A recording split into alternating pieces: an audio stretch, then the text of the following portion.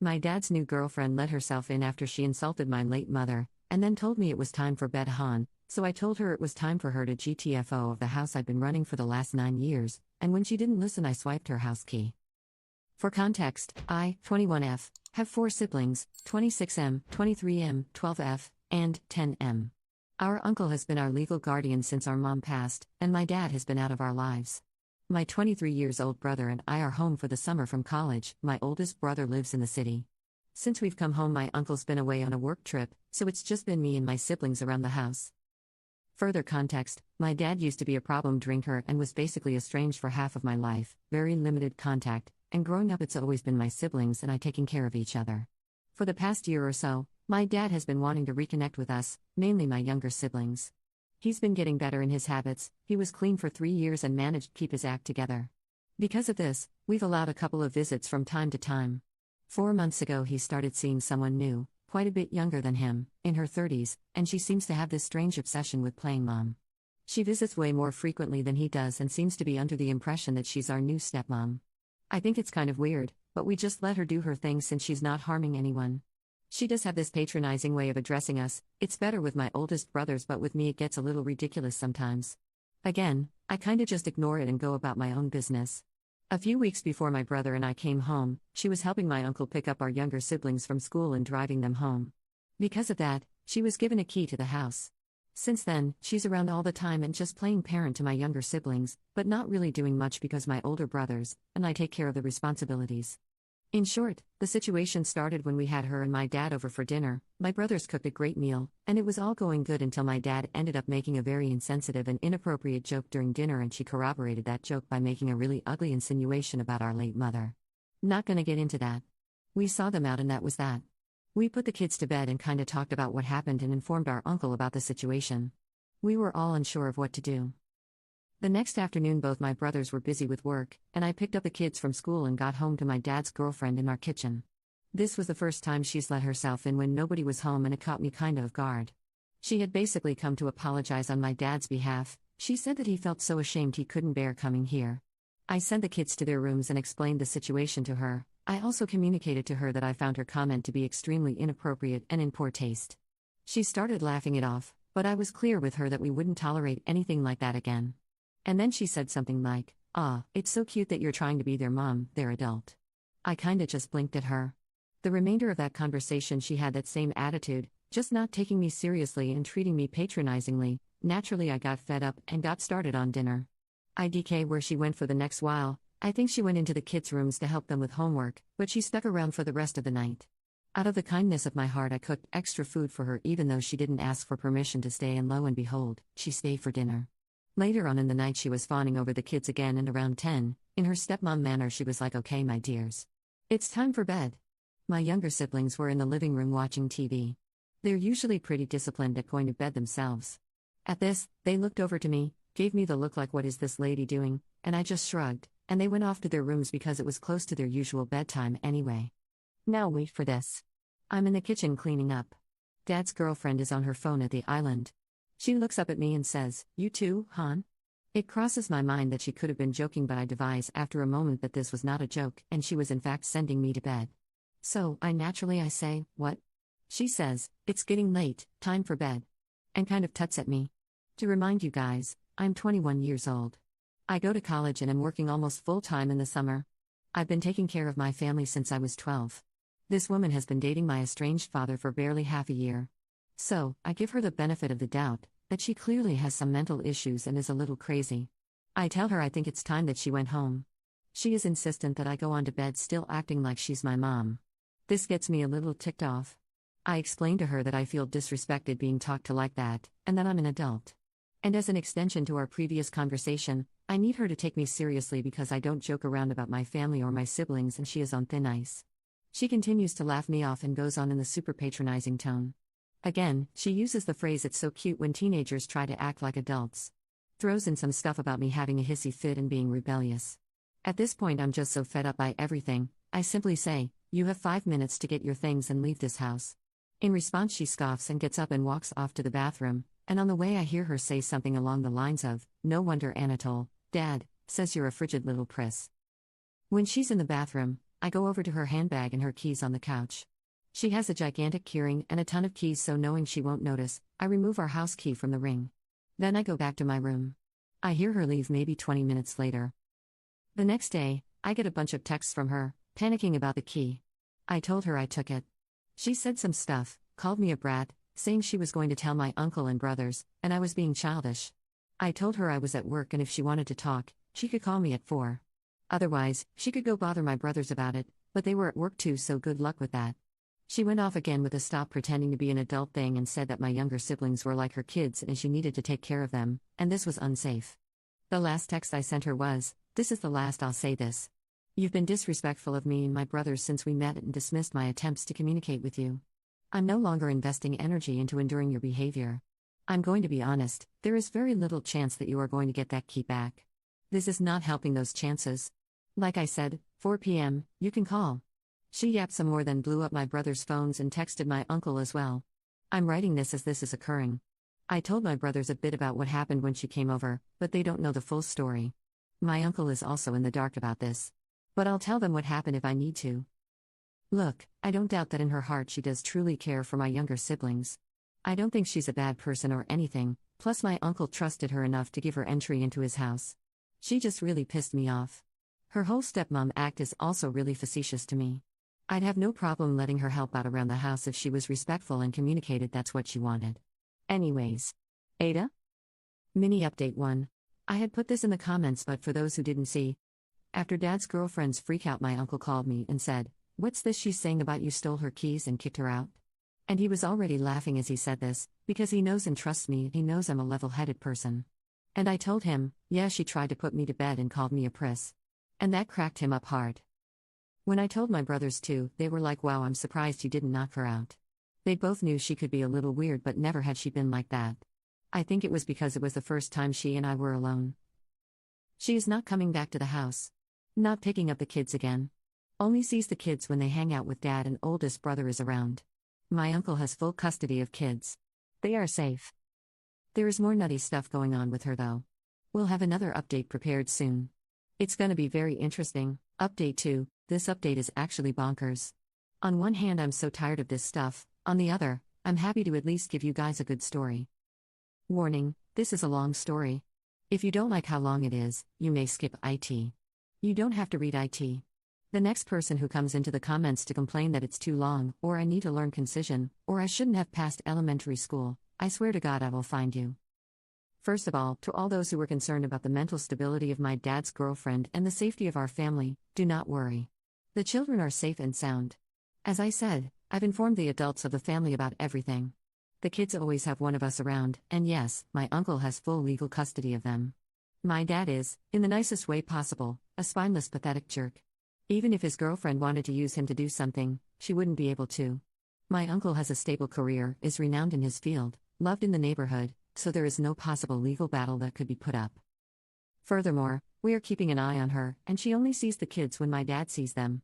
Since the beginning of summer she hasn't picked them up. That was always going to be temporary. And no, she won't be picking them up again. We took your guys' advice and called the school. The kids are out for the summer already, but they know for next semester.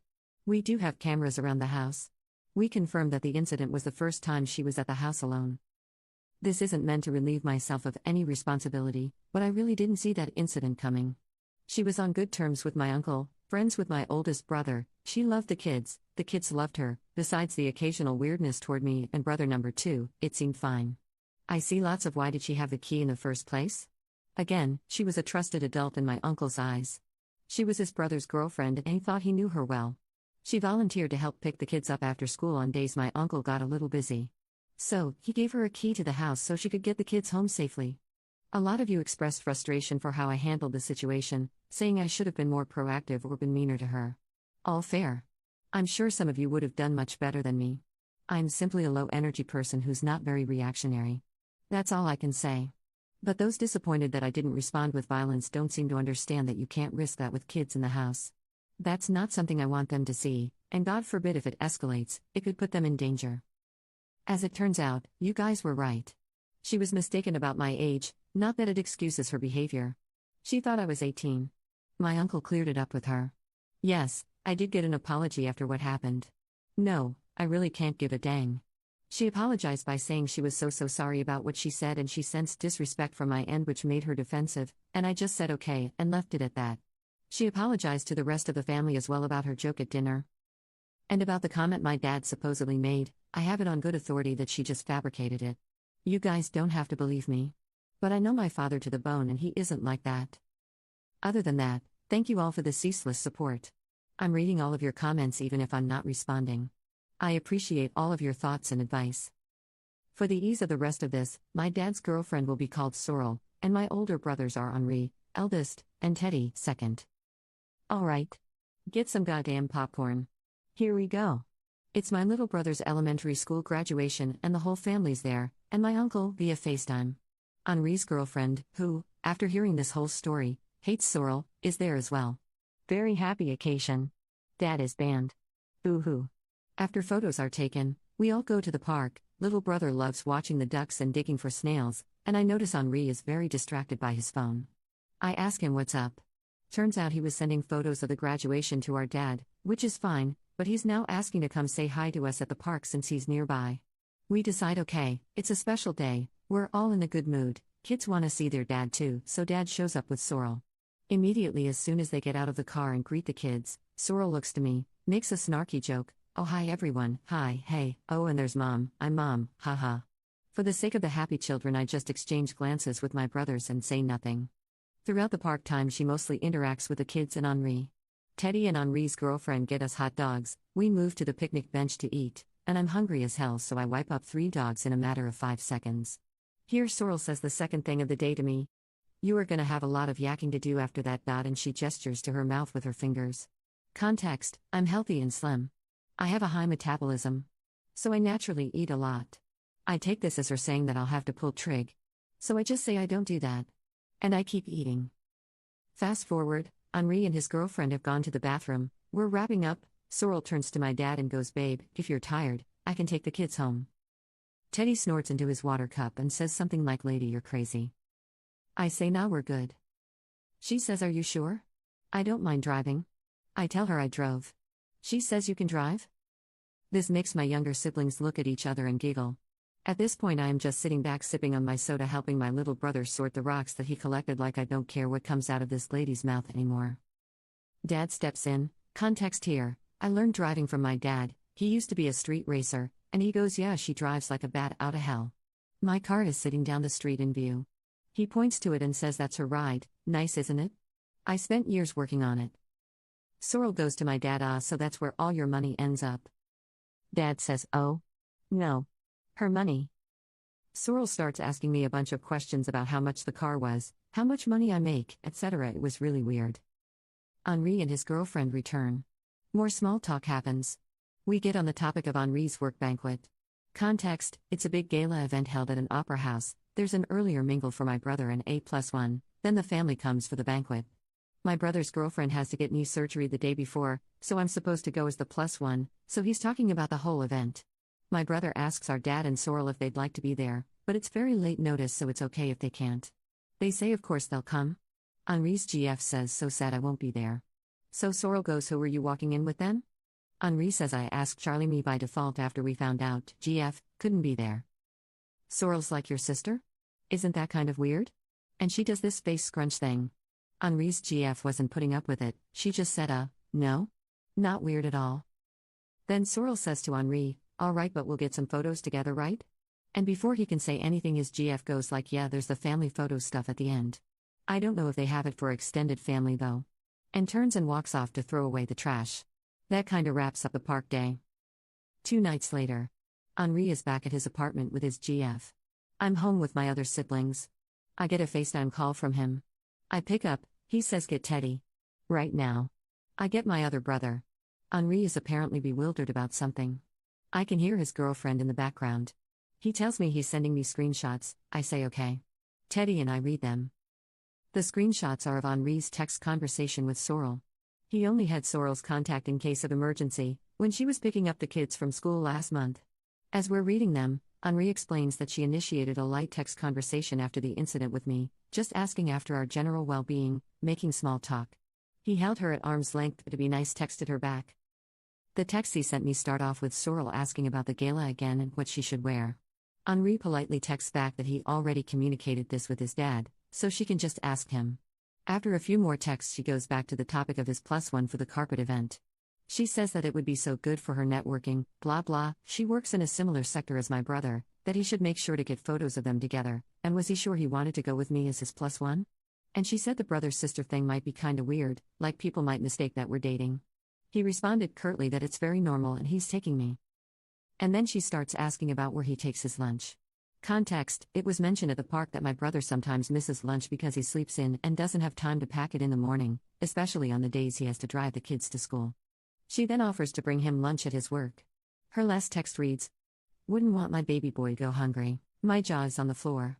Teddy is cackling. I can hear Henri's girlfriend in the background going, that batch. None of us have any idea if she meant baby boy in her weird stepmother way or if it was an intimate innuendo. Because God knows with this woman at this point. We come to the decision that these screenshots are going straight to my dad. We consider maybe it was just a weird millennial thing, the way she texts, and we're thinking we probably will have to have a conversation with her about her behavior, me and my brothers.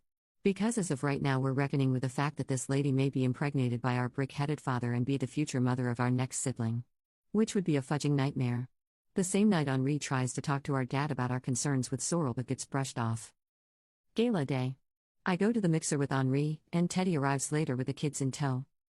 At the banquet she's doing her weird mom thing again, telling the kids to go make their plates, lecturing them about vegetables, etc. I have to keep an eye on them because my little sister is allergic to almost everything on the planet and my little brother is autistic and has sensory issues that will cause him to throw up when he tries to eat something that he forgets he doesn't like. I'd pack meds and sandwiches for the kids in lieu of the issues mentioned above. Little bro had stacked his plate upon Sorrel's instruction, but when he got back to the table, the food on the plate was touching, so he couldn't eat it anymore.